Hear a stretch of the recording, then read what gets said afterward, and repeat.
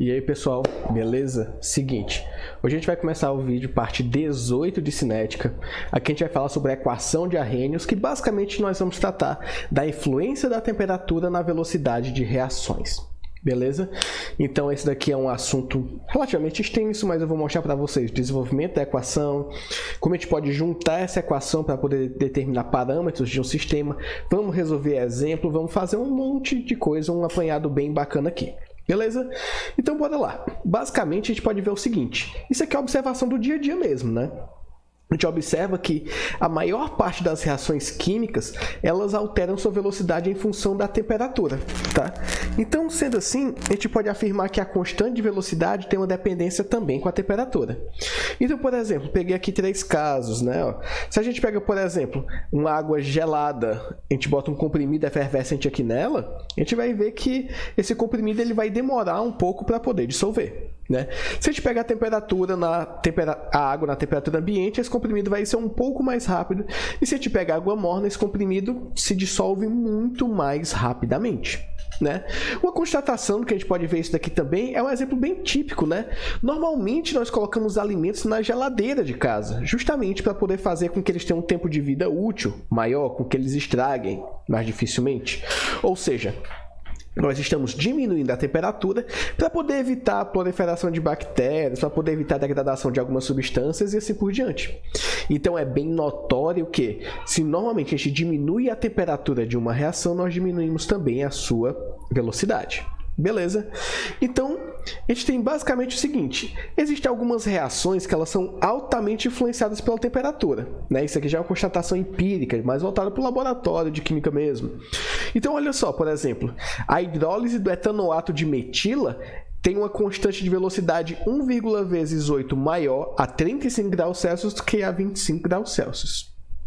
Beleza, quase o dobro se eu mudo 10 graus Celsius, mas olha só esse caso aqui. A hidrólise da sacarose tem a constante de velocidade 4,1 vezes maior a 35 graus Celsius que a 25 graus Celsius. Você diz assim, hidrólise da sacarose, mano, o que é que tem a ver, cara? Isso aqui é justamente a quebra de um carboidrato. Aquela história de você, por exemplo, fazer exercício, suar, gastar a energia que está acumulada no seu corpo, é devido a coisas como essa. Quando você se exercita, por exemplo, você consegue aumentar um pouco a temperatura do seu corpo, aumentando também a velocidade de quebra de moléculas como a sacarose ou alguns outros lipídios, né? Então a gente vai ver que essas questões de temperatura e velocidade de reação, elas são intimamente conectadas. A gente vai estar o tempo todo analisando isso aí e vendo como essas relações ocorrem. Beleza? Então, se a gente for parar para ver também, nós temos os efeitos biológicos disso, né? Então, reações catalisadas por enzimas podem apresentar uma dependência mais complexa em relação à temperatura, tá? Que é justamente aquela história de a gente sentir febre para poder inibir alguma coisa, né? Então, olha só, o aumento da temperatura pode provocar mudanças conformacionais e até a desnaturação de enzimas. Isso ocasiona um abaixamento efetivo da enzima, né, da atividade da enzima. Então, às vezes, você pode ter uma enzima muito acelerada, né, ou que ela está funcionando pouco, vem lá a febre e resolve isso. Inclusive, um vídeo que eu já até comecei a preparar e é muito bacana vocês verem, né? Vou colocar futuramente, é sobre o mecanismo cinético e enzimático, né? Falado da equação de Michaelis-Menten e assim por diante. É bem legal mesmo, tá? E a gente tem o seguinte, uma das razões pelas quais nosso organismo combate infecções com febre é para poder perturbar o equilíbrio da velocidade da reação do agente infeccioso, né? Então, dessa forma, a gente consegue destruir ele, seja aumentando a temperatura dele, ou aumentando a atividade enzimática, ou desnaturando alguma enzima específica, né? Então, essas variações de temperatura no nosso próprio organismo, a gente vê que também é um efeito natural, e ele tem uma funcionalidade absurdamente grande, né? E aí vamos falar agora do foco desse vídeo, né? Que é esse cara aqui, o Svante August Arrhenius. O cara era bom, em resumo, o cara era bom. Arrhenius, ele foi o primeiro cientista a reconhecer a dependência da constante de velocidade com a temperatura, tá? Então, ele ao notar isso, já começou a investigar essas relações, isolou termos, variou temperaturas e com a ajuda um pouquinho também da termodinâmica e estatística, que infelizmente ainda não entramos, ele conseguiu desenvolver uma equação que conseguisse corresponder às variações experimentais feitas na velocidade e a sua expressão na temperatura. Beleza? Desculpa, a temperatura para velocidade. Ele nasceu no 19 de 2 de 1859, morreu 2 de 10 de 1927, né? Sempre na Suécia. Ele foi diretor do Instituto Nobel, né, de Química e Física entre 1905 e 1927 e foi o ganhador do Prêmio Nobel em 1903, justamente com alguns estudos cinéticos. E também temos aqui sua grande contribuição no estudo de estruturas ácidas, né? Principalmente suas classificações, reações e assim por diante. Beleza? Então, olha só. A relação encontrada entre temperatura e a constante de velocidade ficou conhecida como equação de Arrhenius e com ela trouxe o conceito de outros dois parâmetros químicos. Olha para essa equação aqui. Eu tenho que K é igual a A vezes a exponencial de menos EA dividido por RT. Bom, existem termos aqui que nós já falamos anteriormente, existem termos que nós vamos introduzir agora. Eles são chamados de parâmetros de Arrhenius e a gente vai poder calcular eles. Mas não simplesmente são funções matemáticas, né? Eles têm interpretações físicas e é uma física brilhante. Tá? Então, olha só, K é a constante de velocidade da reação, que a gente vem vendo sempre, né, em cinética. A é o chamado fator pré-exponencial, ou fator de frequência. Tá?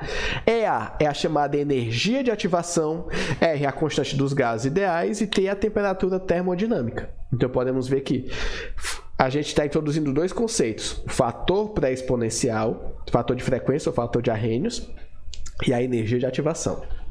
Vamos discutir um pouquinho esses dois, vamos entender quais suas implicações dentro de uma reação química e aí a gente forma um embasamento bem melhor a partir disso, tá bom? Então, olha só, o fator de frequência, esse Azinho aqui. Basicamente, o fator de frequência, o fator pré-exponencial ou constante de Arrhenius, que nós vamos chamar de A, ela apresenta-se na mesma unidade que a constante de velocidade. Tá? Então, tipo, se for de primeira ordem, vai ser unidade de tempo a menos 1, beleza? A sua interpretação física é a fração de colisões moleculares que tem energia suficiente para poder reagir, ou seja, tem energia maior ou igual à energia mínima de uma reação. Vamos lembrar aqui, né, que sempre que a gente vai observar uma reação química de acontecer, nós temos aqui a energia dos reagentes, ó, essa linha que eu estou marcando aqui. O meu sistema deve receber uma determinada energia chegando a um máximo para depois decair um pouco e chegar na energia dos produtos. Beleza? Então, olha só, nem todas as moléculas necessariamente vão ter energia suficiente para poder colidir e gerar uma reação química. Tá? Algumas delas vão estar com energia um pouco abaixo. Então, o que é que eu vou contabilizar no meu fator de frequência? Basicamente, a quantidade de moléculas, ou a fração de moléculas que eu tenho, que nessas colisões eu vou observar a energia suficiente. Note que eu estou dizendo que vai ter colisão com energia suficiente, não estou falando de simetria, apenas de energia. A colisão pode ocorrer e ainda assim não ter reação. Lembra que, para uma reação química acontecer, a gente tem que ter energia e simetria adequada. Isso aí a gente já viu um pouquinho atrás, né? Lá em molecularidade, em ordem de reação, qualquer coisa eu deixo o link aí na descrição do vídeo para vocês verem também. Beleza? Então, o fator de Arrhenius basicamente é a fração de colisões moleculares que tem energia suficiente para poder reagir. Beleza? Então, olha só, o fator de frequência para reações unimoleculares apresenta valores entre 10 a 12 e 10 a 15, né? E é para reações bimoleculares de 10 a oitava ou de até, né, 10 a 12 decímetros cúbicos, 1 a menos 1, segundo a menos 1. O que é que a gente pode ver com isso, né? Reações unimoleculares normalmente vão ter colisões com energia acima do valor reacional, né? Porque ali basicamente eu vou depender de uma única espécie química E isso facilita muito, né? Agora, reações bimoleculares, onde eu necessito da colisão de duas moléculas, vão ter um fator de frequência menor, porque eu realmente necessito o quê? A vibração, a energia das duas moléculas, que podem ser totalmente diferentes, estejam no mesmo patamar para poder, ao colidir, gerar uma reação química, né? Para quem não lembra, reações unimoleculares, depende apenas, unicamente de uma única molécula. Reações bimoleculares, eu vou ter que ter a colisão entre dois conjuntos moleculares para poder observar uma reação química. Tá? Então, nós vamos ter essas diferenças aqui. A observação essa totalmente válida, né?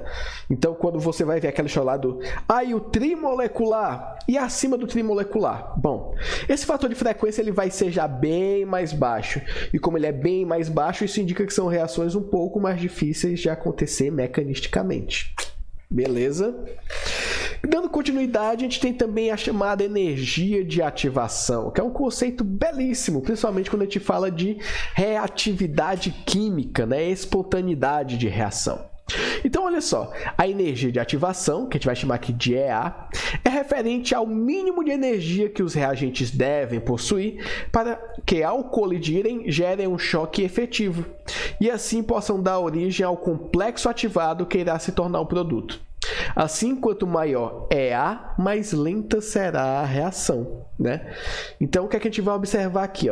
Vamos ter aqui a energia dos reagentes, no caso aqui as moléculas A e B, C e D. Elas vão interagir, elas vão colidir.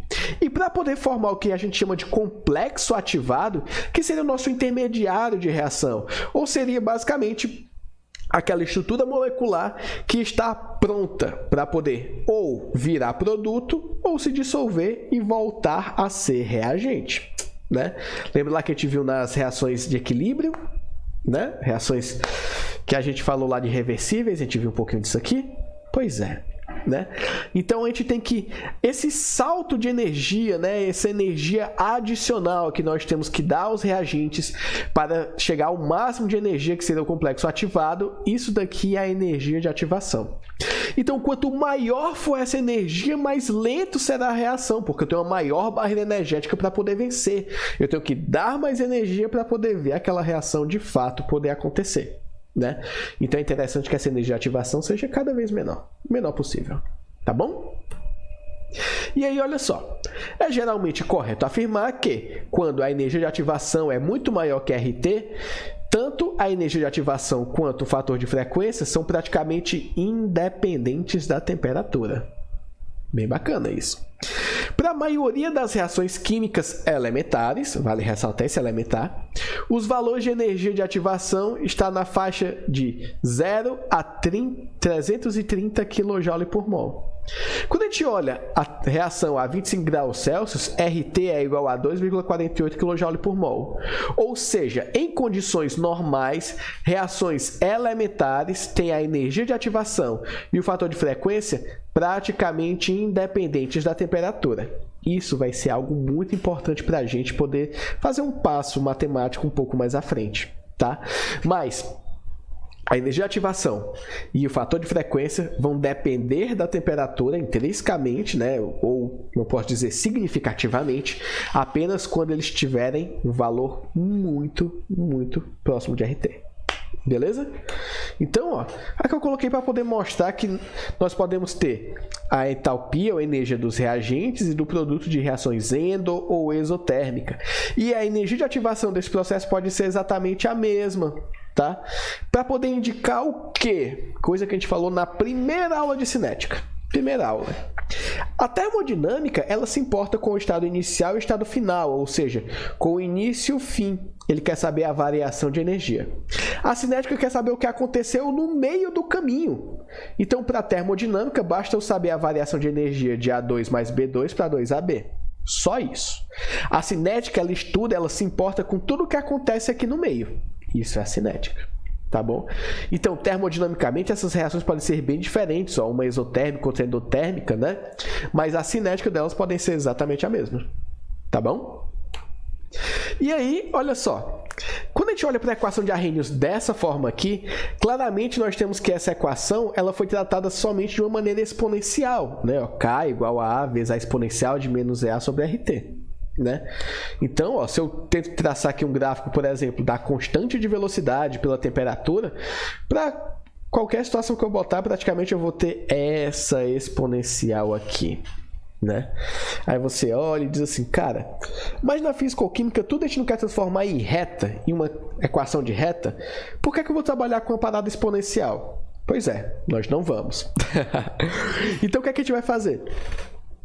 A gente vai aqui aplicar a função anti-exponencial para poder obter uma versão linearizada. Aí é onde está a sacada da físico-química. Olha só, se eu pego a equação original, que K é igual a A vezes a exponencial de menos EA sobre RT, eu posso aplicar minha função anti-exponencial, que é o ln, e obter que o ln de K vai ser igual a ln de A menos EA dividido por R vezes 1 sobre T. Vai ser EA dividido por RT, mas eu já abri para poder dizer uma coisa. Se você olha para essa equação dessa forma aqui, fica bem claro que isso lembra muito uma equação de reta, né? Ó, ln de K igual a ln de A menos EA sobre R vezes 1 sobre T. Se eu olho isso aqui, seria o modelo, ó. ln de K seria o meu y, ln de A seria meu coeficiente linear, mais menos EA dividido por R vai ser o meu coeficiente angular, vezes 1 sobre T o x. O que isso aqui quer dizer, traduzindo, se eu faço um gráfico, né, onde ln de K é y e 1 sobre T é x, eu tenho que o coeficiente linear vai ser ln de A e o coeficiente angular vai ser menos EA sobre R. Exatamente isso. Então, aplicando a função anti-exponencial, o logaritmo natural, e observamos uma versão linearizada da equação de Arrhenius, ó, como a gente colocou aqui. E agora note, ó, ln de K, né, para a formação aqui do 2NO mais O, e aqui no eixo x 1 sobre t. Olha só, aquela exponencial crescente que nós tínhamos virou uma reta, exatamente como esperávamos, né? Então a gente vê que a equação de Arrhenius pode ser muito bem expressa na sua versão linearizada. ln de K igual a ln de A menos EA sobre R vezes 1 sobre T. Beleza? E aí, né, vale ressaltar que como é que eu vou calcular meus parâmetros aqui? Como é que eu vou obter minhas informações aqui? Eu posso ver claramente que se eu faço a regressão aqui e 1 sobre T eu coloco sendo igual a 0, eu vou descobrir o ln da minha concentração de A, né? Quando eu vejo que isso daqui é uma reta decrescente, isso vai formar um ângulo θ, onde a tangente de θ vai ser ΔY dividido por Δx. Nesse caso em especial, vai ser ln de K2 menos ln de K1 dividido por 1 sobre T2 menos 1 sobre T1. Tudo isso aqui vai ser igual a menos EA dividido por R. Então tem como eu achar a energia de ativação por meio desse método, tá? Se não deu para entender direito, né, ficou um pouquinho complicado, espera um pouquinho que já vou fazer um exemplo onde eu vou trabalhar exatamente isso aqui, bem bonitinho, tá bom? Algumas situações interessantes da gente abordar quando a gente mostra essa equação aqui, tá? Uma elevada energia de ativação corresponde a uma velocidade de reação que é muito sensível à temperatura, ou seja, essa curva de Arrhenius ela vai ser bem acentuada. Por outro lado, né, uma pequena energia de ativação indica uma velocidade de reação que varia ligeiramente com a temperatura. É uma equação menos inclinada, mais deitadinha, né? Então, quanto maior for a energia de ativação, mais inclinado é aquela curva, né? E aí, como consequência disso, eu tenho maior influência da temperatura. Se a gente olha, por exemplo, para essa equação aqui, ó, para esse gráfico aqui, olha o que a gente vai encontrar. Eu tenho essa linha verde, onde eu tenho energia de ativação alta, né? Eu vejo uma inclinação alta também. E uma energia de ativação baixa nessa linha vermelha, que é uma baixa inclinação. Então, eu vou analisar aqui justamente essa inclinação de menos EA dividido por R, que é essa inclinação da reta. Uma inclinação pequena significa uma baixa energia de ativação, inclinação grande significa uma alta energia de ativação. Tá bom?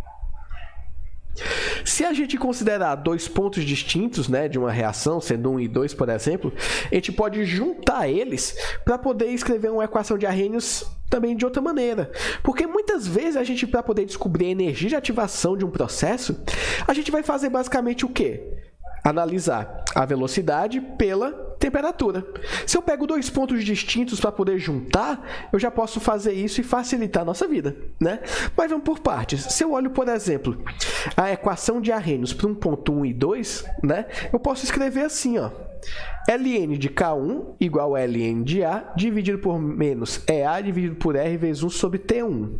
Ou ln de K2 igual a ln de A menos EA dividido por R vezes 1 sobre T2. Tá? E aí, dessa forma, o que a gente pode ver? Lembra lá atrás que a gente disse que quando o valor da energia de ativação é muito maior do que RT, a gente considera que tanto a energia de ativação como o fator de frequência eles são independentes da temperatura? Pois é. Por isso que a gente pode observar aqui que a energia de ativação e o fator de frequência não dependem da temperatura. Então, eles não têm um índice, né? 1 e 2. E aí, se você for parar para ver, nós podemos isolar o ln de A nessas equações. Quando a gente isola, a gente vai encontrar assim, ó, ln de A igual a ln de K1 mais EA dividido por R vezes 1 sobre T1.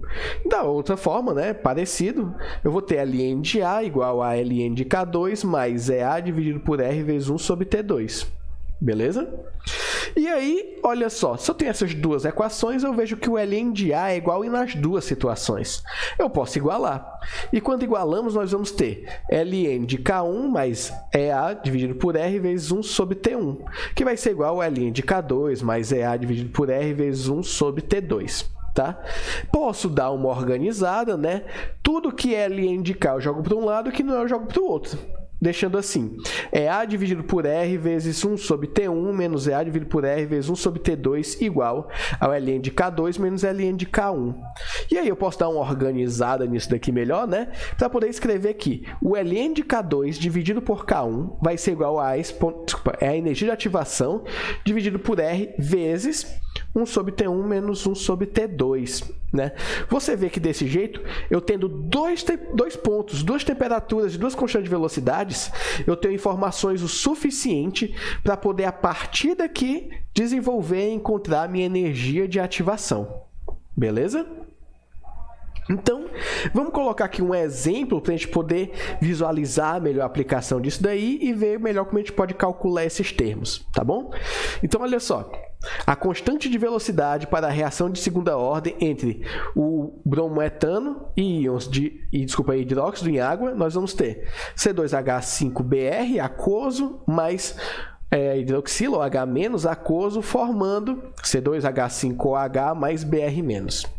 Isso aí foram medidos em várias temperaturas, os resultados obtidos foram. Vocês podem ver aqui nesse quadro, nessa tabela, que nós temos a temperatura ali variando de 25 graus Celsius até 50 graus Celsius. E as constantes de velocidade variando de 8,8 vezes 10 a menos 5 até 1,4 vezes 10 a menos 3 litro mol segundo a menos 1. Beleza? E a pergunta é, determine os parâmetros de Arrhenius da reação, ou seja, energia de ativação e a nossa constante de Arrhenius, ou fator de frequência. Beleza? Quando a gente vai ver isso aqui... Opa, desculpa, deixa eu me tirar aqui, mas vai dar para ver direitinho. Tá aí, né? Temos aqui os números correspondentes da questão. Beleza, o que é que a gente vai precisar fazer? Se a gente precisa utilizar a equação de Arrhenius, a gente deve converter os dados obtidos nos parâmetros aplicáveis, né? Ou seja, a gente vai calcular o inverso da temperatura, não na escala Celsius, mas sim na escala Kelvin, na escala termodinâmica, né? E temos que calcular também o ln de K, o ln da nossa constante de reação, né?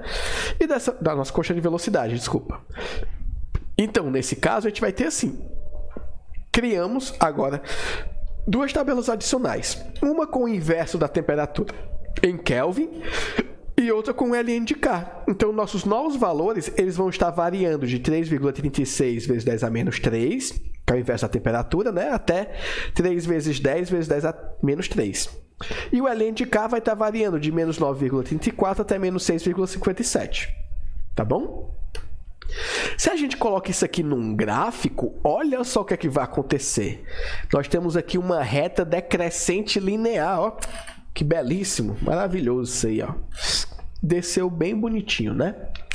Beleza, e o que é que tem a ver essa reta com as informações que eu desejo? Simples. Eu posso começar dizendo que esta reta possui um ângulo θ, cuja tangente de θ vai ser ΔY sobre ΔX, e que vai ser igual a menos a energia de ativação dividido por R.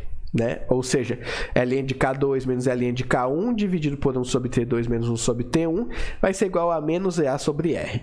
Esses valores eu tenho, estão aqui na minha tabela e nós podemos substituir para poder encontrar a energia de ativação. Né? Então o que é que eu vou fazer? De posse dessa equação, eu vou escolher 2 pontos dentro da minha tabela para poder substituir. Escolhi aqui, ó, os pontos que seria referente à temperatura de 30 graus Celsius e de 45 graus Celsius. Tá? Então, vou substituir aqui. Quando eu faço isso, ó, eu vou ter que colocar aqui Ln de K e 1 sobre T, o que vai me dar ó, menos 7,07 menos 8,74, dividido por 3,14 vezes 10 a menos 3, menos 3,3 vezes 10 a menos 3 igual a menos EA dividido por 8,314, que é a constante dos gases ideais em Joule. Beleza? Resolvendo essa equação, eu vou ter que menos a minha energia de ativação vai ser igual a menos 13,88 dividido por 1,56 vezes 10 a menos 4. Logo, a minha energia de ativação vai ser de 8,92 vezes 10 a quarta Joule mol a menos 1. Né? Seria 89,2 quilojoules dentro daquele padrão de reações elementares que a gente viu. Né? Encaixou bonitinho, está dentro dos valores aceitáveis que a gente queria. Ótimo. Encontramos energia de ativação. O outro fator que a gente pode encontrar aqui é fator de Arrhenius, é o fator de frequência. Então, o que é que nós vamos fazer? Vamos pegar aqui a equação de Arrhenius mesmo, né? Vamos escolher um conjunto de valores para poder, agora, já sabendo a energia de ativação, substituir nessa equação e encontrar o Ln de A. Então, aqui nós vamos escolher o ponto onde a temperatura é 40 graus Celsius. Né? E aí, ó, eu vou poder substituir aqui as minhas informações mais pertinentes. Nesse caso, eu vou ter que Ln de K igual a 7,6 igual a Ln de A menos 89.200, né, 200, que foi o que a gente calculou da energia de ativação, dividido por 8,714, vezes 3,19 vezes 10 a menos 3, né, que é o inverso da temperatura. Ó, tá aqui. Resolvendo isso aqui, nós temos que o Ln de A é igual a menos 7,6 mais 34,3. Logo, o Ln de A é 26,7. Mas vamos lá, muito cuidado. Não perguntei o Ln de A, eu quero saber o valor de A, o valor do fator de frequência.